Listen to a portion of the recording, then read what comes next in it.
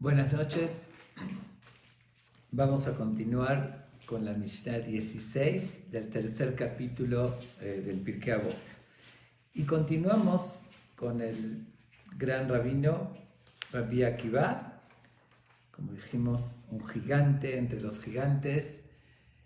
Y él además tenía una profundidad y un nivel, creo que ya lo mencioné, de que está escrito que hubo 4 grandes sabios, que era Ben Azai, Ben Zomar, Rabbi Akiva y Elisha, que lo define el Talmud, que dice Arba'a nichnesu lepardes, entraron a lo oculto, que lo que se llama Maaseh Merkabah, acciones de metafísica, control de los ángeles, al mundo de Dios, de cómo Dios maneja el mundo, pero en lo más profundo, en el nivel más alto, que es lo que hoy llamamos Kabbalah, pero ese es el nivel superficial y a nuestro alcance. Pero hay un concepto que se llama Maaseh Merkabah, que es algo muy delicado y muy profundo. Dice, estos 4 grandes sabios entraron en ese mundo de profundidad, pero no todos, más bien, prácticamente nadie lo pudo soportar. Dice, uno de ellos, Ben Azai, de plano le afectó tanto que se murió. Otro enloqueció. Dice, fue algo tan profundo que no lo pudo soportar, enloqueció. Elisha, que era el maestro de Rabbi Meir, hizo que reniegue, que se alejó totalmente, aunque era un gran sabio, le enseñó a Rabbi Meir Balanés, y sin embargo, por entrar en ese mundo tan peligroso y tan profundo, a ese nivel, que renegó. Y el único que pudo entrar y salir, como dicen, ileso, de shalom, con paz, fue Rabbi Akiva. Es decir, que llegó al concepto más profundo del entendimiento de Dios y de la mística y de esa dimensión que es Maaseh Merkabah. Y obviamente que si llegó a eso, también en lo demás tiene un conocimiento impresionante. Dicen, está escrito también en el Midrash, que llegó a hablar 70 idiomas, que eran los 70 que se hablaban en ese entonces en el mundo. Cuando nos ponemos a pensar eso, a veces nos cuesta concebir que un ser humano pueda tener tanta capacidad, que un ser humano pueda retener 70 idiomas. Además, había mencionado que sabía de medicina, que por eso cuando iba a sus giras en diferentes países ayudaba a mucha gente. Es decir, 70 idiomas, medicina, el estudio profundo de la Kabbalah, y miles de lugares en el Talmud se menciona sus enseñanzas. Se dice que él fue el que ordenó básicamente toda la Torah oral. Ya lo mencioné que Rabbi Yehuda Nasi, el que lo llaman Rabbi simplemente, fue el que la escribió, el que organizó que se escriba Shisha Sidre Mishnah, las 6 series de Mishnah. Pero el impulsor, el que comenzó estructurando, fue justamente Rabbi Akiva con un compañero, pero básicamente él.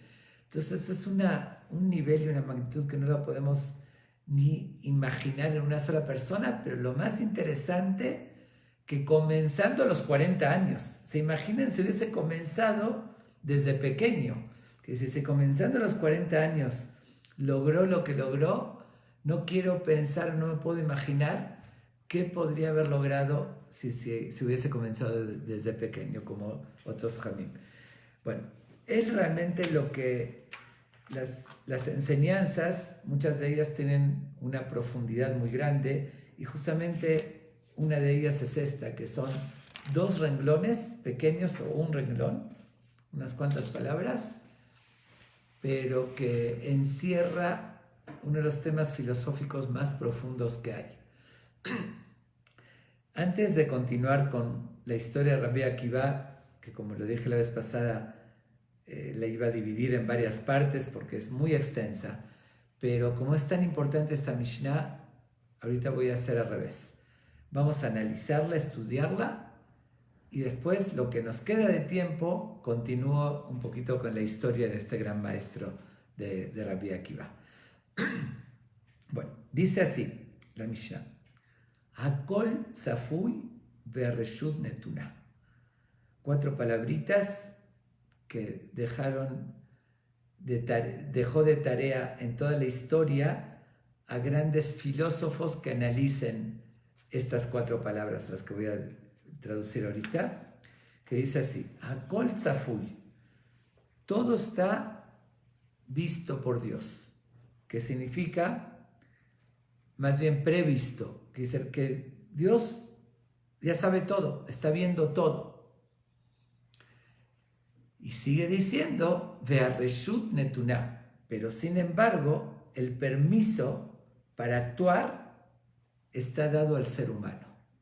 En otras palabras, si lo traducimos con términos un poquito más clásicos y filosóficos, es que por una parte dice, existe el destino, está todo destinado, todo determinado por Dios, y por otra parte existe el libre albedrío, que dice que la persona puede escoger.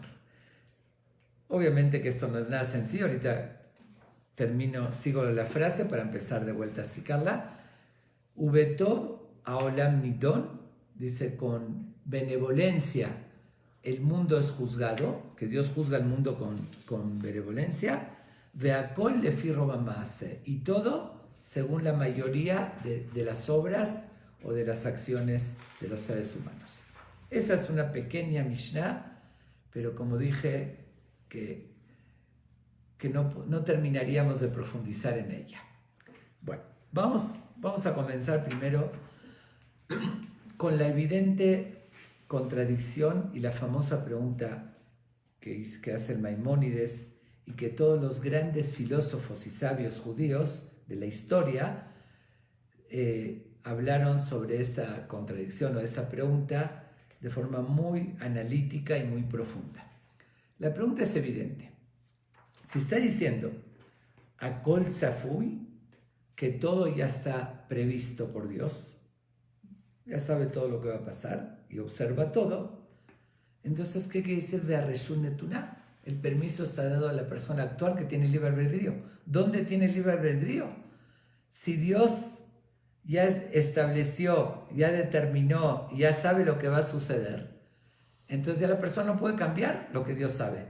¿Dónde puede escoger? A fuerzas va a tener que actuar acorde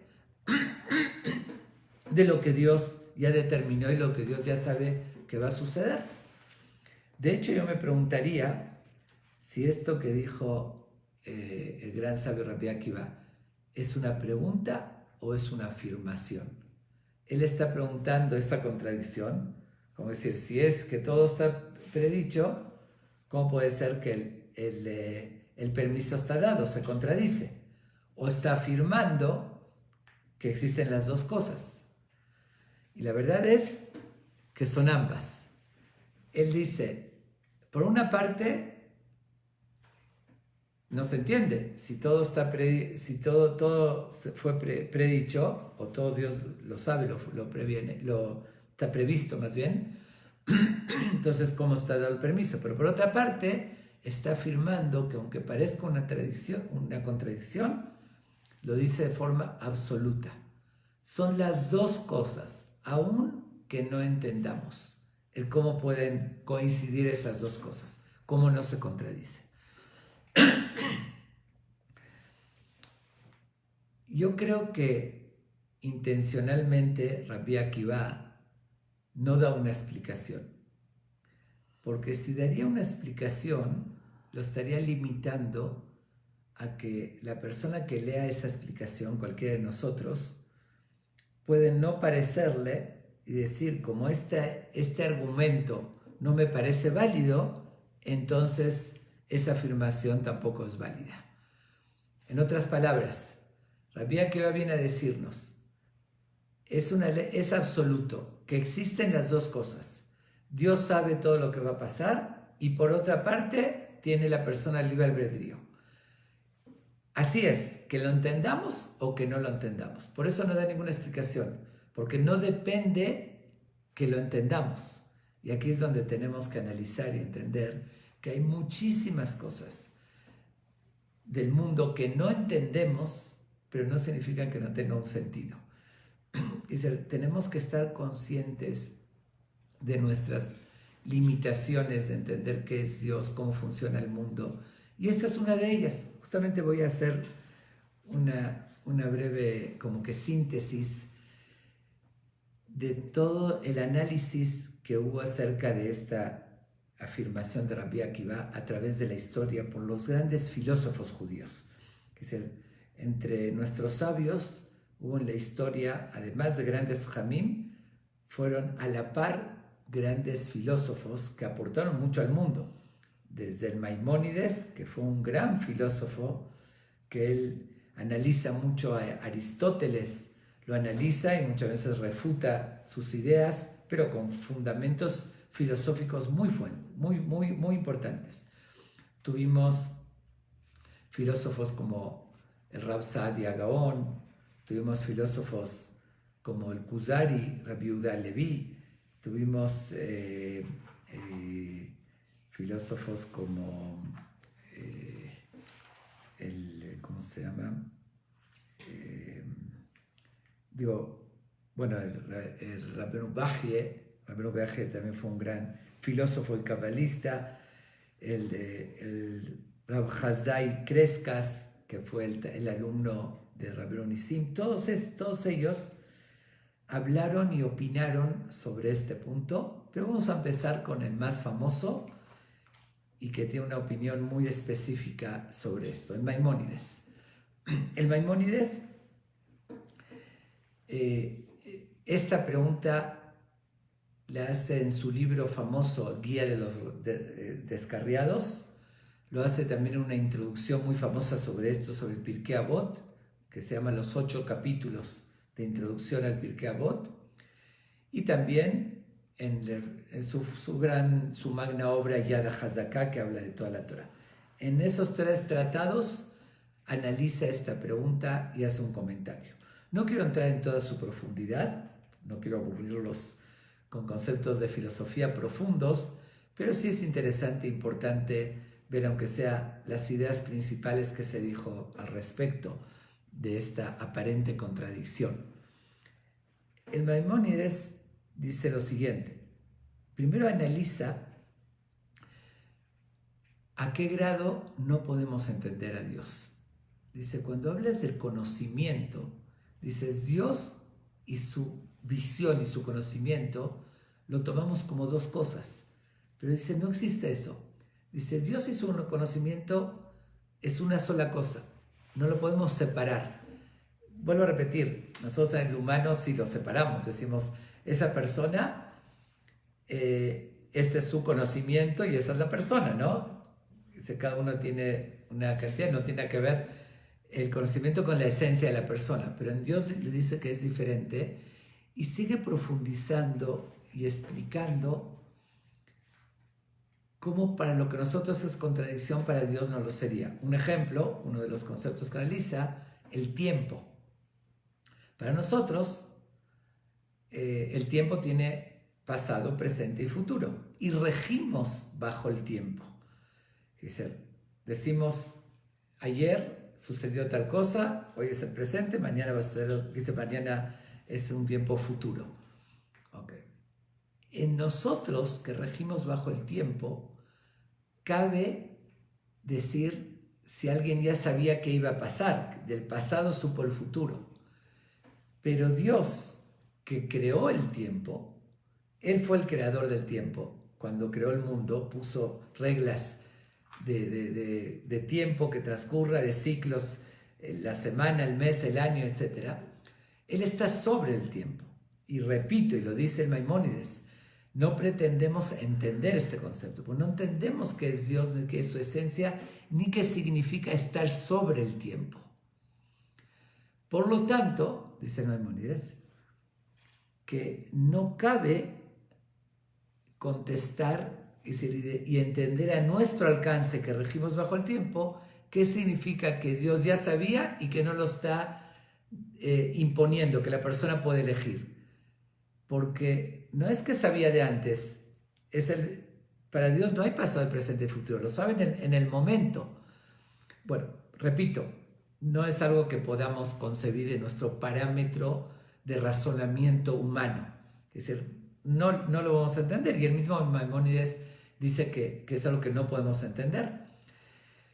Uno de sus contrincantes, vamos a llamarlo, porque siempre discutía, leía al Maimónides, fue contemporáneo de él, y cuando algo no le parecía, lo discutía muy fuertemente contra el Maimónides. Se llamaba Rabbi Abraham ben David, Abraham hijo de David, Rabad, como se lo conoce, lo ataca muy fuerte al Maimónides por esta explicación. Dice, si no sabía la respuesta, no puede responder, mejor ni preguntar, para no dar lugar a una persona que se quede con la confusión o con la duda. Entonces, no tocar el tema. Pero, sin embargo, otros comentaristas, como el famoso Don Isaac Abravanel, que también fue filósofo, ataca muy fuerte al Rabad, al Abraham David, por criticar al Maimónides, dice, trae muchas pruebas del Talmud. Dice, ¿cómo algo que no está a nuestro alcance o que es difícil entender, por eso no mencionarlo, por eso ocultar? Al contrario, se pone al análisis, y el que cree en la Torá, aunque tenga dudas, no va a renegar por eso, y el que no cree, no necesitas ponerle esos dilemas para que lo rechace. Y dice que es muy correcto lo que dice el Maimónides y muchos otros también. Pero bueno, le puedo agregar a lo que dice el Maimónides, porque dice la Mishnah Akol Tzafui. Es un término extraño. Tzafui quiere decir todo está previsto o está visto. No utiliza el término que es Akol Yodea, que Dios sabe todo. Porque para nosotros el término saber, ahí se aplica del pasado y hacia el futuro. Así como adivinos, uno dice, un astrólogo, yo puedo ver el futuro. Pero Tzafui es otro término. Tzafui quiere decir está visto. Y si está visto puede ser en un concepto atemporal, que no depende del tiempo. Está visto, Dios ya lo vio, ya está visto sin un tiempo. Por eso cambia. Yo creo que esa es la razón por la cual utiliza este término. No dice Akol Yadua, todo es sabido, sino todo está visto. Ok, esa es una explicación a este tema tan interesante y filosófico, que es siempre la famosa pregunta del libre albedrío contra destino. Es muy conocido también que en la historia y hasta hoy en día yo creo que existe los deterministas o los que opinan que existe el libre albedrío. Existe esa visión del determinismo que alega que todo lo determina Dios. Es el que no hay lugar a escoger y ya está determinado todo por Dios. Y la verdad es que incluso entre nuestros grandes sabios, aunque fueron opiniones únicas y muy rechazadas, justamente un famoso se llamó Ralbag, por las iniciales, él llegó a decir, por esta pregunta o por esta aparente contradicción, que obviamente que la Torá se basa en el libre albedrío, porque si no habría libre albedrío, no tiene sentido todos los preceptos de la Torá. Todo el legado no tendría sentido. ¿Por qué? Porque cuando la Torá nos da una indicación, una mitzvah, un precepto para cumplir, no cabe que ni Dios nos indique algo que hagamos, una ordenanza que hicieras, un precepto. ¿Por qué nos tiene que indicar si ya está todo determinado lo que vamos a hacer? Sería como burlarse de nosotros, en cierto modo. ¿Por qué? Porque Dios te dice, oye, tienes que ponerte el tefilim, o tienes que cuidar Shabbat. Pero no depende de mí. Si existe el determinismo, entonces no depende de mí. Dios me va a llevar, no lo decido yo, me va a llevar a que cuide. Entonces, ¿para qué me está ordenando? Si Él quiere, lo voy a hacer, y si no quiere, no lo hago. Entonces, ¿qué me dice? No comas esto, o no robes, o no asesines. Y tampoco no existiría justicia, ni existiría consecuencias, no sería recompensa. ¿Por qué? Porque el que asesinó, pues no tiene ninguna culpa. Él no lo decidió, fue determinado y dictado por Dios. Entonces, ¿qué le puedes reclamar que asesinó? Pues yo no hice nada, Dios me orilló, dice Dios me dice que asesine. O por otra parte, una persona que ayudó a mucha gente, que transmitió, enseñó Torah, que hizo muchos méritos, no tiene ningún mérito, no lo hizo él, Dios lo guió. Entonces, todo el sentido y la esencia de toda nuestra identidad, de nuestra religión, de todos los preceptos de la creación del mundo, está sustentado y basado en que tenemos libre albedrío. Por eso tiene valor, libertad de elección. Tiene valor cuando escogemos hacer una buena acción y tiene consecuencias negativas cuando escogemos hacer una mala acción o no controlamos nuestros impulsos. Si se nos pide que lo controlemos, quiere decir que está en nuestras manos controlarlos. Y esa es la libertad de elección.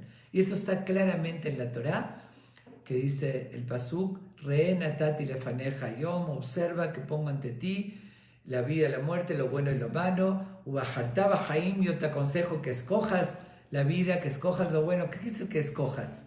¿Dónde voy a escoger si Dios me lo está determinando? No cabería escoger.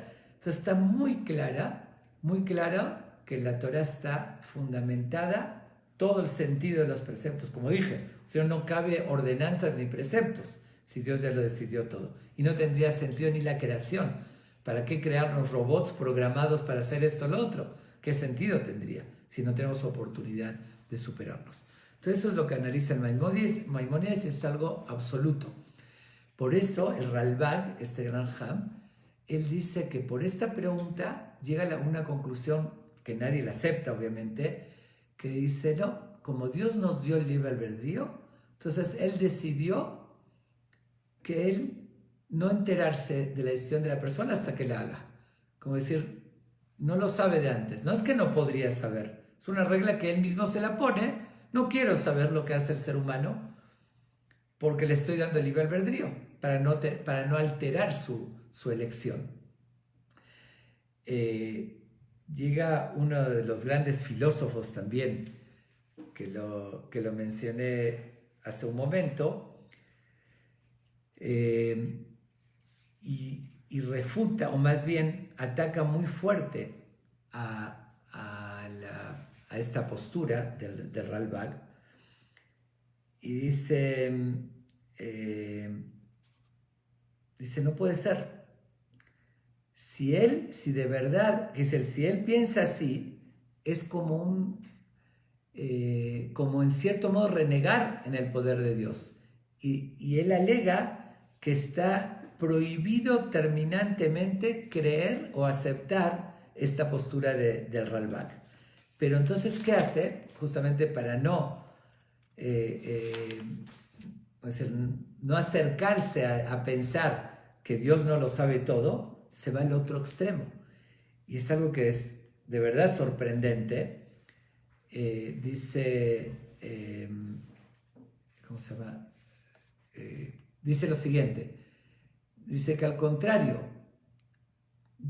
no existe de verdad el libre albedrío, él dice, un tipo de determinismo que no total. Él dice, la persona, Dios dice dos explicaciones. Una de ellas se inclina a decir que casi no existe el albedrío, es como una ilusión que tiene la persona cuando escoge, pero esa voluntad que está en nuestro alcance, en nuestra inteligencia, de creer que escogemos, eso es lo que está en nuestras manos. Eso lo dice Rabino Hasdai Crescas, un famoso filósofo, gran rabino también, que mencioné el alumno del Rabino Nissim. Él dice que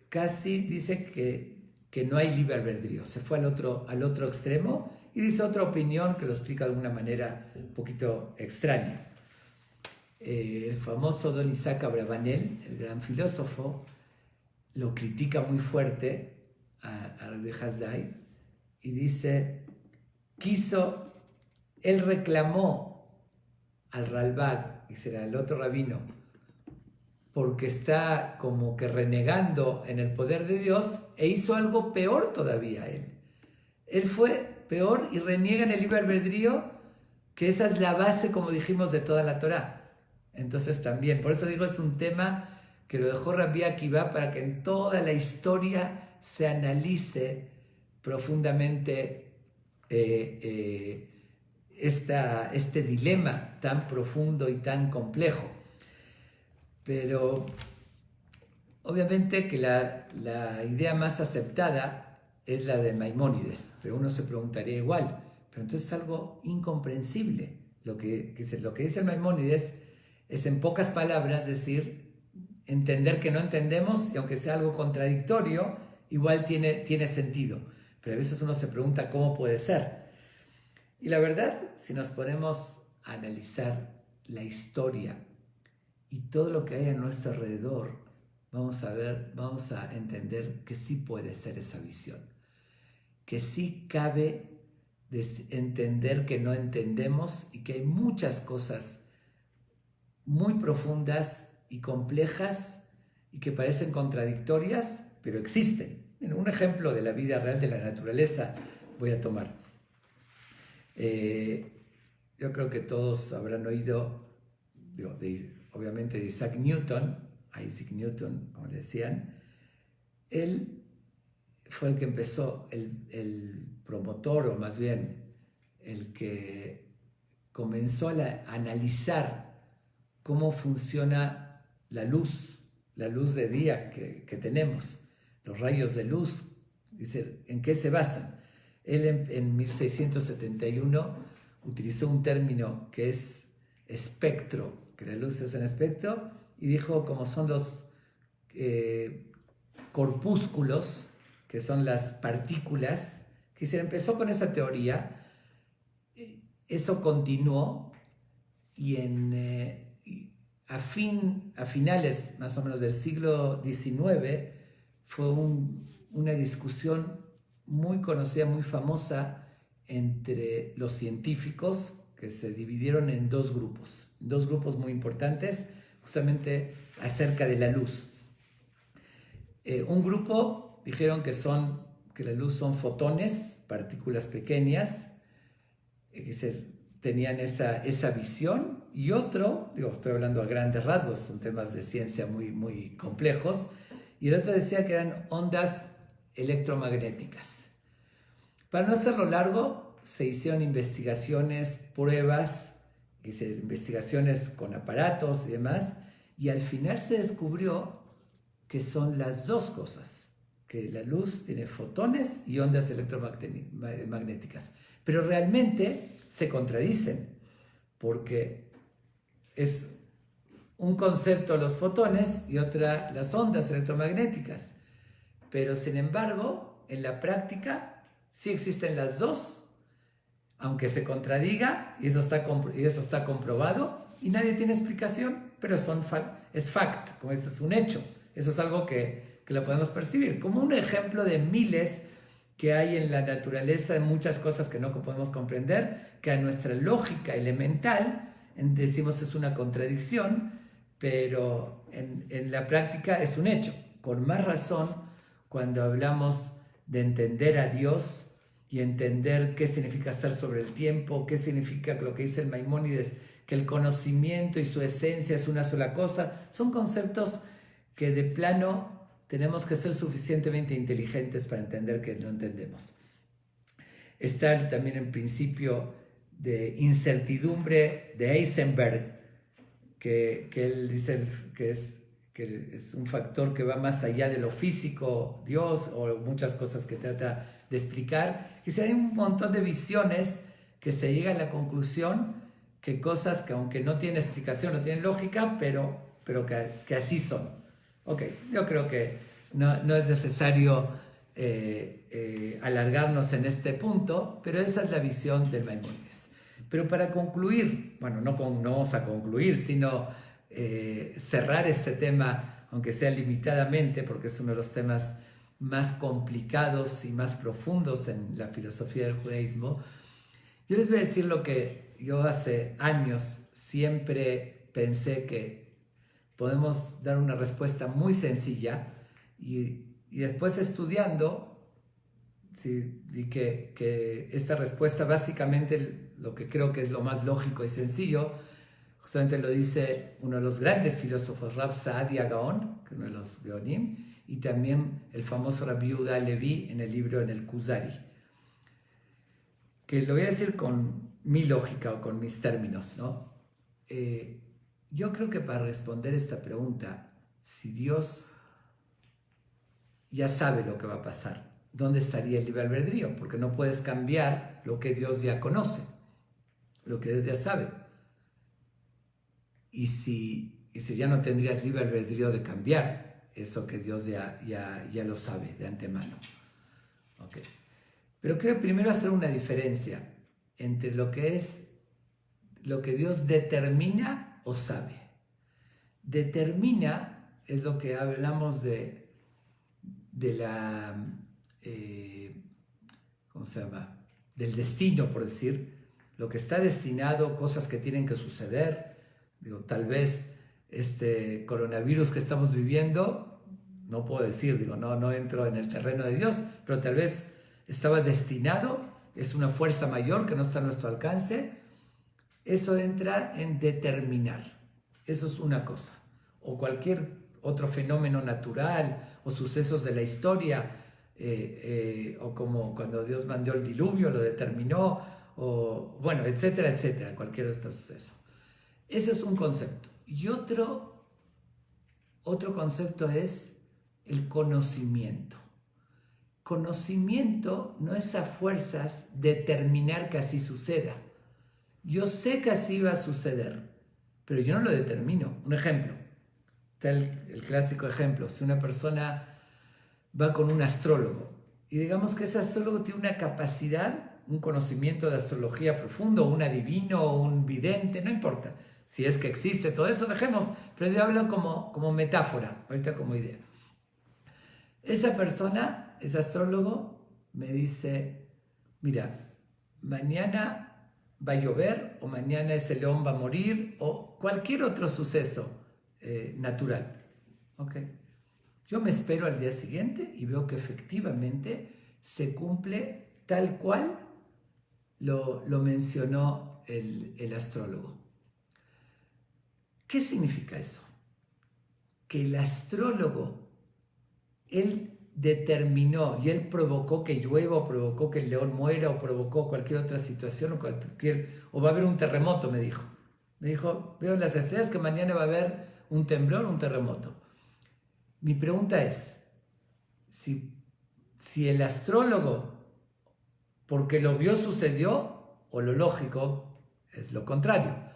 Porque iba a suceder, eso no estuvo en manos del astrólogo, como iba a suceder, él tuvo la capacidad de ver de antemano lo que iba a suceder, pero él no lo determinó, no lo provocó que suceda.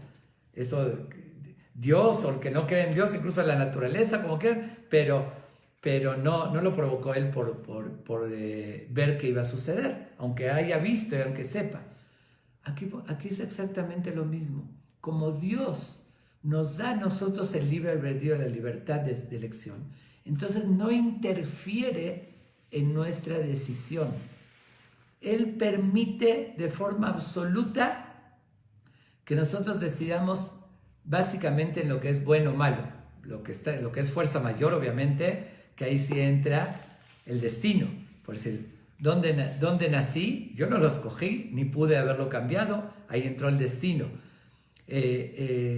Dios no lo quiera, una enfermedad que no depende de cuidarse la salud, una enfermedad que uno, aunque se cuidó la salud y todo, de repente llega, eso también fue un destino. Sin embargo, como dice el Talmud, todas las cosas, el destino viene del cielo, menos en las enfermedades, menos, dice un ejemplo, sininu pajim, un resfrío, algo que la persona lo contrajo por no haberse cuidado, por no tomar las medidas. Entonces ahí sí tú te lo provocaste con tu libre albedrío. Pero fuera de eso, Dios lo decide. Entonces todo lo que es actuar bien o el mal, entra en la libertad de elección de la persona que Dios nos las dio. Por ser así, Dios me permite que yo decida, ¿como esto o no lo como? ¿Hago esto o no lo hago? después que yo decidí, Dios lo sabe, no porque lo determinó, porque Dios, si el astrólogo puede el futuro, ¿con más razón Dios? Dios pudo saber de antemano qué voy a decidir yo. Si hubiese decidido otra cosa, por decir, decidí comer esto, si hubiese decidido no comerlo, Dios iba a saber que decidí no comerlo, pero porque lo decidí yo, sin interferir en mi decisión. Yo creo que es algo, yo sé que muchos cuestionan esta respuesta, pero muchos dicen, bueno, pero si igual Dios lo sabía, no lo puedes cambiar. Sí, lo podía haber cambiado, yo insisto, sé que existe ese alegato a esta respuesta que estoy dando, pero de verdad, bueno, por lo menos a mi humilde criterio y razonamiento, a mí se me hace que igual sí es sencillo, y con ese apoyo tan importante, que así lo opina con Sadia Gaon, el Kuzari y otros, Tosfot Yom Tov y varios, otros comentaristas, y creo que es algo de verdad muy sencillo, todavía no logré entender. Obviamente que tienen argumentos los que no opinan así, pero no entiendo cómo se refuta esta idea que es tan sencilla. Simplemente no tenemos que llegar ni a responder la pregunta, simplemente ni es pregunta, porque no es contradicción, no es que Dios lo determinó. Si usamos el término determinar, que ya Dios lo estableció, yo no lo puedo cambiar lo que Dios estableció, ahí sí no tendría libre albedrío. Pero aquí no es determinar, sino conocimiento. Dios tenía el conocimiento de lo que yo iba a decidir, pero porque lo decidí yo. Dice, si no lo hubiese decidido, si hubiese decidido otra cosa, iba a tener conocimiento de lo que decidía, de la otra cosa. Bueno, los dejo, así como Rabbi Akiva nos los dejó desde ese entonces, para que siempre lo dijo, esto es un hecho, así es, existen las dos cosas. Y ustedes rómpanse la cabeza, por decirlo así, los filósofos, todo, en darle una explicación. Yo también digo lo que se me hace lógico, y ahora sí lo dejo de tarea, ustedes sigan analizándolo y encontrar. Pero que lo entendamos o no, así fue determinado, Dios sabe porque conoce todo. Sin embargo, tenemos libre albedrío, que es el fundamento más importante de nuestra religión. Bueno, voy a continuar para terminar la Mishnah. Les digo, es tan corta, pero tan profunda y tan larga esta Mishnah. Sigue diciendo, Utov Haolam Nidon. Era tan profundo Rabbi Akiva que todo lo que dijo se puede interpretar de muchas maneras, se puede profundizar. También esto que dice, Utov Haolam Nidon, que Dios juzga con benevolencia al mundo. Bueno, lo lógico es que después que dijo que uno tiene libre albedrío, entonces la realidad es que la tendencia en el mundo, vemos a veces la inclinación más hacia el mal que a cuidar las indicaciones de Dios o los preceptos. Entonces el mundo no podría subsistir, sobrevivir. Por eso dice que Dios juzga con bien. Aunque con el libre albedrío mucha gente escoge no lo correcto y hay mayoría o muchas acciones negativas, Dios igual juzga al mundo con benevolencia, y como está escrito en la creación, que Dios primero creó con justicia y después le agregó la misericordia, porque vio que no podría sobrevivir, por decirlo así, el mundo con pura justicia. Por eso le agrega, adelantó la misericordia a la justicia, y eso es lo que dice aquí, que Dios juzga con benevolencia. Pero hay otras explicaciones de esto. Una, que cuando uno ve que una persona hace una mala acción, inmediatamente dice, bueno, cometió ese delito y merece una sentencia por ese delito. Pero dice que Dios lo juzga para bien, no para bien, con bien. ¿Qué significa con benevolencia? Nosotros juzgamos el hecho y decimos, no me importan las circunstancias, él robó, él mató, lo que sea, y merece esta sentencia. Pero Dios, como explicó una vez, en la obligación que uno tiene de juzgar para bien al prójimo, ver las circunstancias.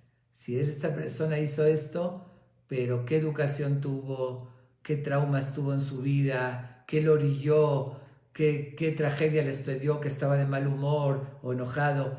Todo eso Dios lo ve y eso hace que lo juzgue para bien. Quiere decir que Dios los juzga de otra manera como nosotros juzgamos. Esa es otra explicación de Utoba Olam Midon. Por otra parte, que se me hace la explicación tal vez con más sentido, dice Dios Utoba Olam Midon, con benevolencia, con bondad, el mundo es juzgado. Cuando habla del mundo, vamos hablando de todo el universo, es el ser humano como tal. Por eso es continuación de la Mishnah que dijo antes Rabbi Akiva, que habló que es querida la persona que se creó a imagen y semejanza divina. La persona es el ser humano, no importa raza y credo, que es el ser humano como tal. Ok, entonces, ¿qué quiere decir con benevolencia? Significa que la razón que Dios hay veces manda cosas fuertes, es decir, que nosotros lo llamamos castigo, dice, eso es con benevolencia. No lo hace como un juez o un policía que puede juzgar y determina, mereces este castigo. Ahí es, aunque digan que es por la ley y todo, pero eso es, como decir, sufre ahorita porque hiciste este error. Dios no nos juzga así. Nos juzga con benevolencia, ¿qué significa? Que para nuestro bien, si nos tiene que mandar una consecuencia de nuestras acciones, es o para darnos una lección y corrijamos nuestros caminos, o para pulirnos, para purificarnos, que es al final por nuestro bien. Que dice, Dios nos quiere y siempre nos juzga con bien, por benevolencia. Si hay consecuencias, que no se confunda, tanto lo que dijimos en la explicación anterior como en esta, seguro que hay consecuencias negativas de un acto negativo, seguro que va a tener una consecuencia mala. Aunque Dios juzga en general al mundo, que dice con bien, porque lo juzgará con mal, siempre va a haber mayoría de cosas malas y destruiría el mundo. Pero igual a cada persona analiza sus acciones y al final va a tener consecuencias positivas o negativas. Pero esas consecuencias, es lo que nos dice aquí, están contempladas con bondad, que dice, como un padre o un hijo, a veces lo puede castigar para darle una lección, a veces un llamado de atención, a veces tiene que darle una medicina amarga y el hijo no le gusta, pero sabe que es para curarlo, lo mismo. Dios para pulirnos, para expiarnos una capará, a veces sufrimos y demás, pero siempre es con bondad que Dios juzga al mundo. Esa es otra explicación. La tercera,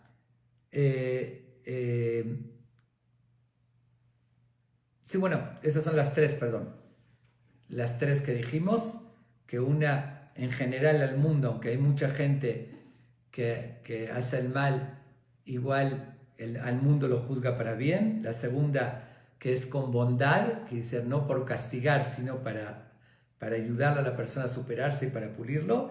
Y la tercera, como dijimos, que no ve nada más el error, sino las circunstancias, y por eso lo puede juzgar para bien. Termina diciendo, y en la última frase, híjoles, ya no voy a poder seguir hablando de Rabbi Akiva, ni modo. Veakol lefi roba maase. Dice, pero al final, dice, y todo ese juicio es según la mayoría de las acciones. En eso también hay varias interpretaciones a este término. ¿Qué quiere decir? Que todo es según la mayoría de las acciones. La interpretación aparente y sencilla, que al final igual ve la mayoría. Si la mayoría fue malo, entonces ahí la báscula se inclina a lo negativo. Y si la mayoría fue bueno, a lo positivo. Esa es la explicación aparentemente evidente del texto, ¿no? de la traducción literal de esta Mishnah. Pero sin embargo, hay diferentes interpretaciones,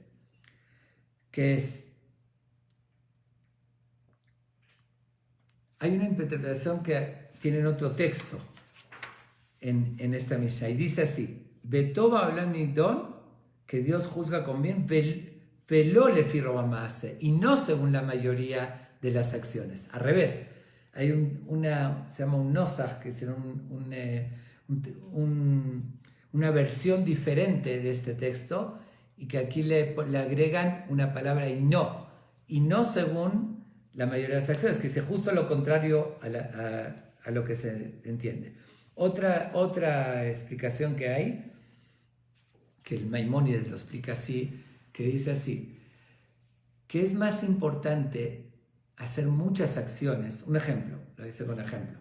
Una persona va a ayudar con 100.000 pesos. Hizo una acción de donar 100.000 pesos para ayudar, digamos, a una familia pobre o para una causa. Pero hay otra persona que ayudó a familias 100 veces, dio 1.000 pesos en diferentes ocasiones. Al final los dos dieron 100.000. Y vamos a hablar de dos que tenían las mismas posibilidades, porque a veces un multimillonario o multibillonario que dio 100.000 y una persona que tiene escasos recursos que da 1.000, tal vez valga más los 1.000, sea más cantidad proporcionalmente que los 100.000 que dio el multimillonario. No estamos hablando de eso. Estamos hablando dos personas, digamos, tienen el mismo nivel, me refiero a la misma capacidad económica, y uno da 100.000 en una vez, fue la única acción, y el otro dio 100 veces 1.000. Dices, Dios cuenta la mayoría de las acciones, que dice, prefiere muchas acciones porque lo va educando a la persona a ser mejor persona. Se educa a dar constantemente, es como un ejercicio espiritual, así como los músculos. No es porque una vez cargue a alguien algo de 1.000 kilos, en una sola vez le va a hacer músculos, sino todos los días, progresivamente, va cargando pesas hasta que vaya desarrollando sus músculos. También los músculos espirituales, con ejercicios espirituales, hacerlo constantemente, eso va haciendo a la persona mejor. Por eso, una interpretación del Maimónides, que dice, las acciones buenas hay que hacerlas muchas veces, que así Dios valora más la acción. Esa es una segunda explicación. Hay otra explicación que dice, roba maaseh, rob no que dice mayoría, sino lo grande de la acción. Entonces sería al revés, que no por mayoría, sino por la calidad, no por la cantidad, sino por la calidad. Como dice, Dios ve los corazones. Que dice, cuando Dios ve que una persona de todo corazón, con sacrificio, con entrega, hizo un mérito, y el otro lo hizo superficialmente, por tradición, por rutina, sin darle sentido, lo que cuenta esa calidad de acción, que es Rob, aquí habla, Rob es de grande, de lo grande de la acción, la calidad, y eso, de esa manera Dios juzga a la persona. Bueno, voy a concluir. Quería contarles muchas cosas de Rabbi Akiva y creo que voy a tener que dar una sesión especial a agregar, porque no podemos dejar pasar historias impresionantes y enseñanzas de Rabbi Akiva sin aprender de ellas y sin relatarlas. Entonces mañana sí comienzo con la historia. Esta Mishnah, que tiene tanta filosofía, no quise dejarla pasar sin profundizar en ella de una forma diferente, no como lo hago comúnmente. Traje diferentes interpretaciones y demás, porque es un tema de filosofía muy fascinante y muy profundo y nos concierne al sentido de nuestra vida. Entonces hoy lo hicimos un poco diferente, ya no pude continuar con Rabbi Akiva. Mañana, Dios mediante, continuamos con la historia de Rabbi Akiva y con la siguiente Mishnah. Muchas gracias por la atención.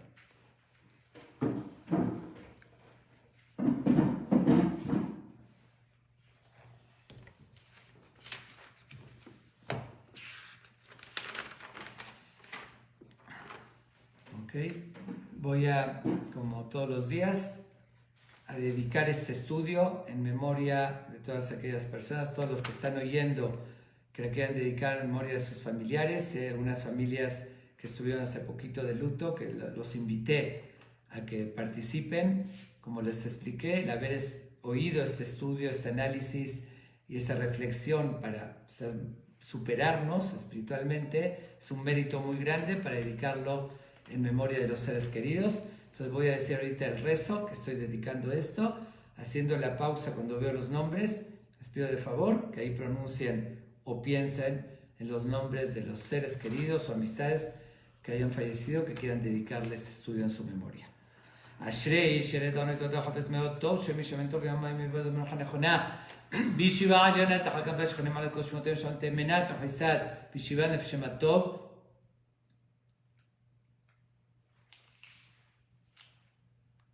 רוח השם תנחם בגן נתפתרו מן המעדן כלותיה מהישבה המלך ולכם מלכים מלחם ויחוס ויחמול עליהם וילווה עליהם השלום על משכב אמיר שלום ככתיב יבוא שלום ינוח למשכבותם ולככו הם בכל בני ישראל שוכן מים בחלכם והסייחות וכן יהי רצון ונאמר אמן וזה הלימוד לעילוי נשמתם נפשם בטוב ילינו וזרעם ישוערס que este estudio sea para elevar sus almas que estén ellos con Dios y su descendencia que Dios les dé larga vida y salud. Amén. Los espero mañana a las 8 en punto. Muchas gracias.